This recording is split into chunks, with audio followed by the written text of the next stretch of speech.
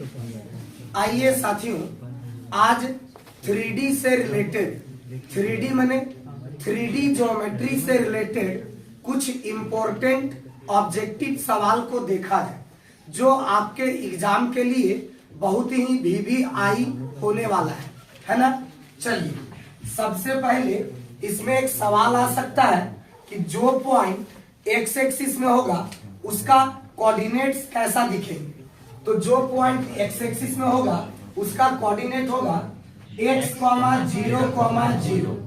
जो point y axis में होगा उसका कोऑर्डिनेट होगा 0, y, 0। जो पॉइंट z एक्सिस में होगा उसका कोऑर्डिनेट होगा 0, 0, z।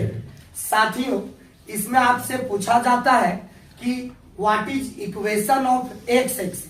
तो अगर आपको पूछा जाए कि x एक्सिस का इक्वेशन क्या होगा, तो आप जानते थे 2D ज्योमेट्री में कि अगर पॉइंट x एक्सिस में है तो उसका y कोऑर्डिनेट क्या होगा, 0 होगा।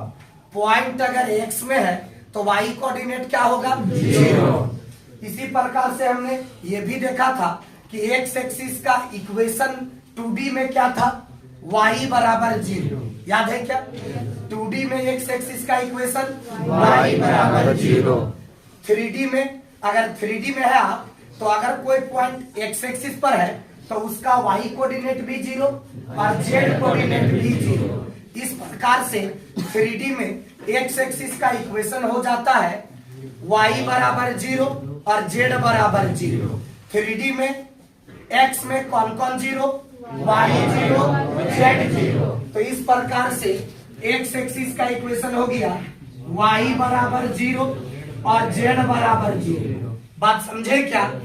अरे x एक्सिस का इक्वेशन बता पाओगे क्या? x एक्सिस का इक्वेशन में कौन कौन 0, y बराबर 0, z बराबर 0। साथियों, y में कौन कौन 0, x बराबर 0, z बराबर 0। बोल पा रहे हो क्या? z में y बराबर 0, x बराबर 0।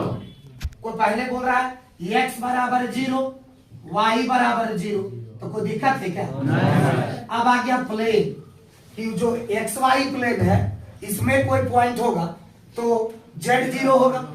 नहीं समझे? एक्स वाई प्लेन में कोई पॉइंट है तो उसका z कोऑर्डिनेट 0 होगा, तो वो भी मैं मेंशन कर रहा हूं।